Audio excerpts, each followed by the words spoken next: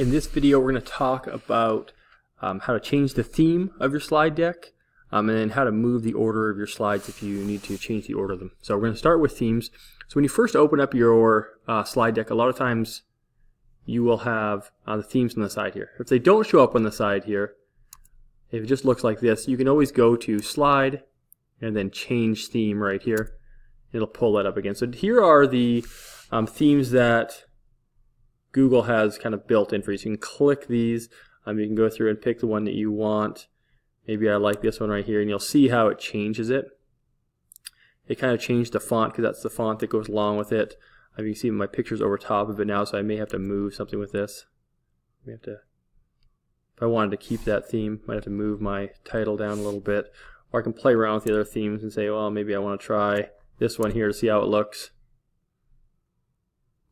See, it goes off. Don't really like that one. So that's how you change the theme. So you can kind of play around with those, see which one you would like. Now if I want to move the order, so let's say I'm down here and I add an extra slide, and I think, oh, I don't want that slide there. I want it actually in between these two slides. If I just click here, I can drag it up and put it in between there. And now I can type in here like, all about me.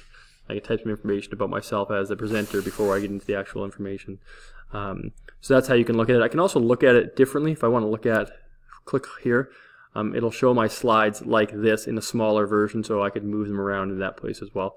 And I can zoom in, zoom out, but I like this view the best. So that's how you change the theme, normally over here on the side. You can import themes as well from other places, but these are the basic ones that come with Google Slides. And then to move slides, you click on them and you can drag them where you want to move them to that way. So that's how you do those things.